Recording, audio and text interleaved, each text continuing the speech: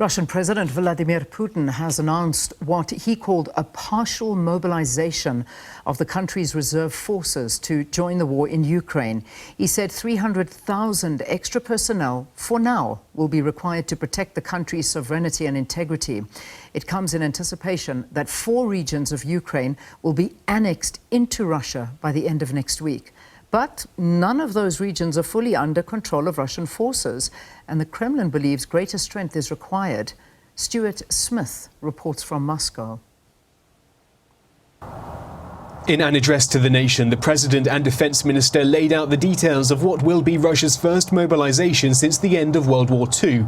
Of Russia's pool of 25 million reservists, the Defence Minister said the 300,000 chosen would have had military experience or have particular skills of value to the military, and they will not be able to refuse to serve. Nearly all men in Russia must undergo at least a year's military training at some point in their late teens or 20s, making most eligible now. The President justified the need for conscription by claiming Russia was facing an existential threat, a fight for survival. To stop those who are keen on global domination and threaten to split up and enslave our motherland. Rest assured that we will do it this time as well.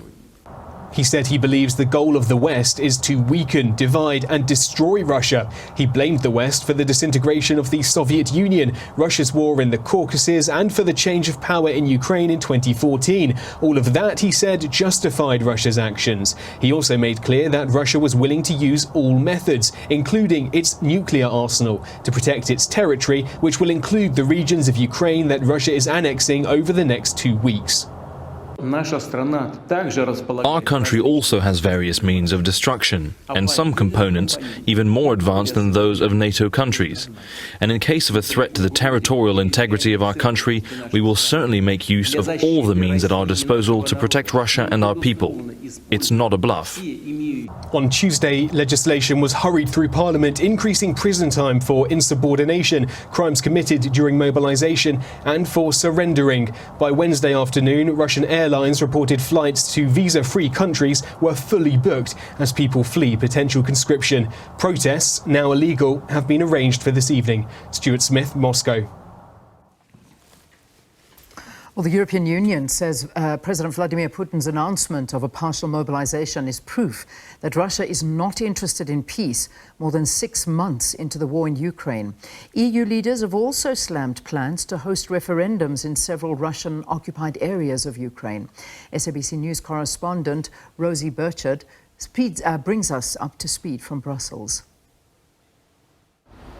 There were whispers around Brussels ahead of this announcement, with many wondering what President Putin was going to say. Now, the move to mobilise some troops seemed to be a U-turn from Moscow's previous messaging. Just last week, I was in Uzbekistan, where President Putin insisted that there was no change in plan in what he calls this special military operation. Now, here's what the European Union's Foreign Affairs spokesperson Peter Stano had to say in response to this latest announcement from Moscow.